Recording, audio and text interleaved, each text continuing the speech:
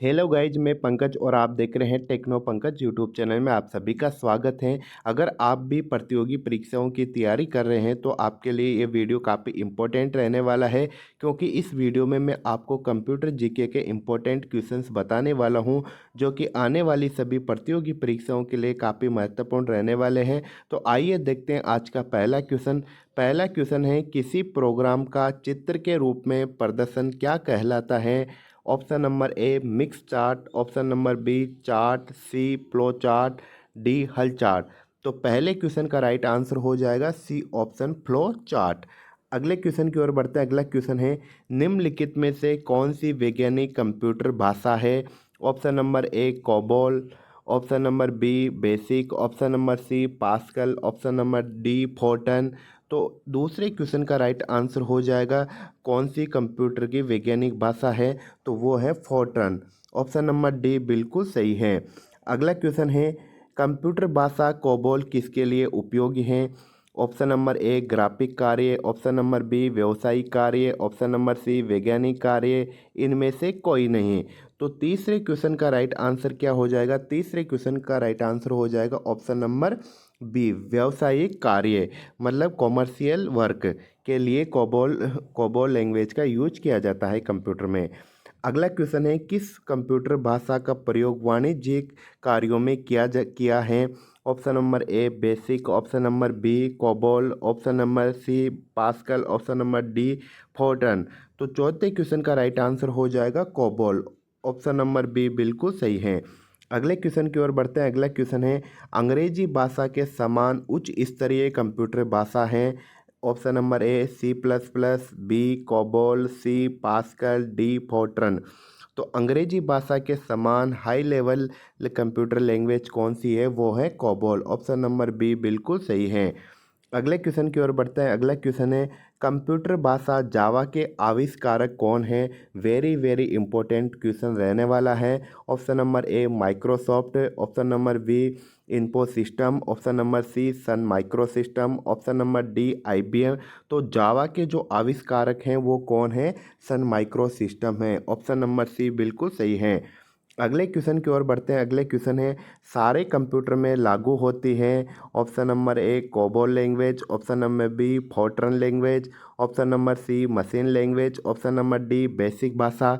तो सारे कंप्यूटरों में लागू होती है कौन सी लैंग्वेज लागू होती है? वो होती है मशीन लैंग्वेज, जो सभी कंप्यूटरों के लिए लागू होती है। सी ऑप्शन बिल्कुल सही है।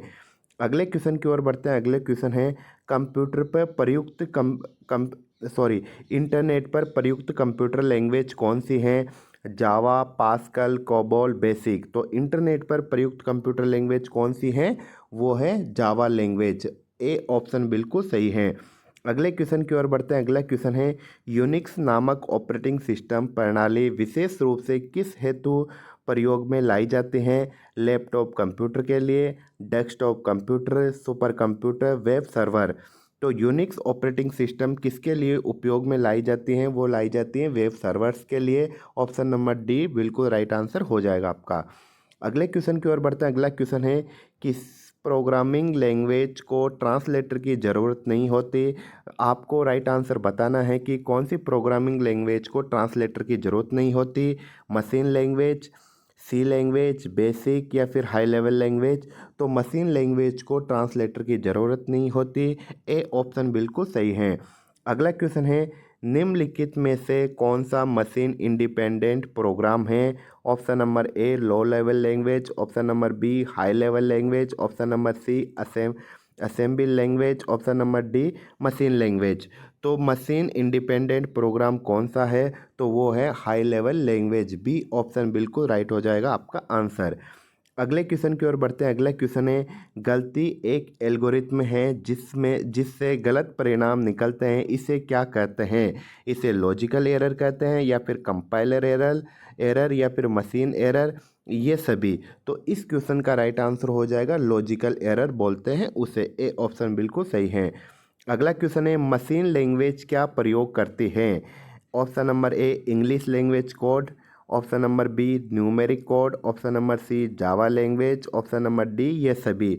तो मशीन लैंग्वेज क्या प्रयोग करती है? तो machine language numeric code use करती है। ऑप्शन नंबर बी बिल्कुल सही है। अगले क्वेश्चन की ओर बढ़ते हैं। अगला क्वेश्चन है, कंप्यूटर डेटा स्टोर और गणनाएं करने के लिए नंबर सिस्टम का प्रयोग करते हैं। कंप्यूटर डेटा स्टोर करने के लिए स्टोर करने और गणनाएं करने के लिए कौन से नंबर सिस्टम का यूज करते हैं? हेक्साडेसिमल, ऑक्टल, बाइनरी और दशमलव। तो कौन से नंबर सिस्टम का यूज करते हैं? बाइनरी। बाइनरी 0 और 1। अगले क्वेश्चन की ओर बढ़ते हैं। अगला क्वेश्चन है, निम्नलिखित में से स्टोरेज का सबसे बड़ा यूनिट कौन सा है? वेरी इंपॉर्टेंट क्वेश्चन है।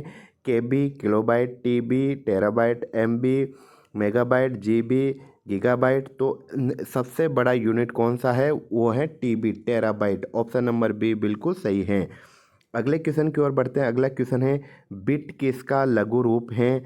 बिट अगला इस क्वेश्चन का राइट आंसर क्या हो जाएगा? बिट किसका लघु रूप है? Option number A megabyte, B binary language, C binary digit, D binary number. तो बिट किसका लघु रूप है? वो है बाइनरी डिजिट का। सी ऑप्शन बिल्कुल सही है। अगला क्वेश्चन है, एक बाइट से कितने विकल्प होते हैं? तो एक बाइट में कितने कितने विकल्प होते हैं? तो वो होते हैं 8। सी ऑप्शन बिल्कुल सही है। अगला क्वेश्चन है, कंप्यूटर मेमोरी की सबसे छोटी इकाई क्या कहलाती है?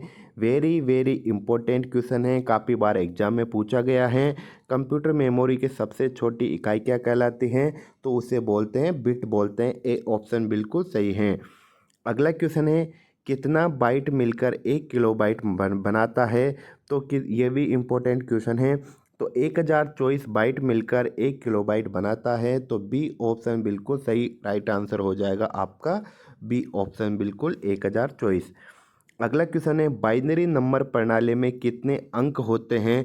तो इससे पहले क्वेश्चन आया था, उसमें बताया था बाइनरी नंबर प्रणाली में 2 नंबर होते हैं, एक तो 0 होता है और एक 1 होता है। अगला क्वेश्चन है, 21वां क्वेश्चन, अक्षरों तथा चिन्हों को बाइटों में स्टोर करने की विधि को क्या कहते हैं? तो उसे कोडिंग सिस्टम कहते हैं। डी ऑप्शन बिल्कुल सही हो जाएगा आपका आंसर। अगला क्वेश्चन है, कंप्यूटर में किसी शब्द की लंबाई किसमें मापते हैं? तो इस क्वेश्चन का राइट आंसर हो जाएगा, अगर कंप्यूटर में किसी भी शब्द की लंबाई मापते हैं तो वो हम मापते हैं बिट के अंदर। बी ऑप्शन बिल्कुल सही है। अगला क्वेश्चन है, लॉजिक गेट क्या है? तो लॉजिक गेट एक प्रकार का सर्किट है। सी ऑप्शन बिल्कुल सही हो जाएगा आपका।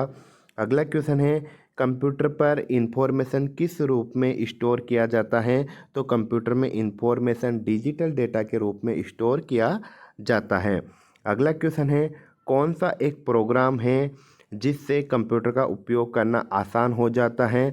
तो वो है यूटिलिटी सॉफ्टवेयर। डी ऑप्शन बिल्कुल सही है। थैंक यू, धन्यवाद। वीडियो अच्छा लगे तो लाइक कमेंट शेयर ज़रूर करना।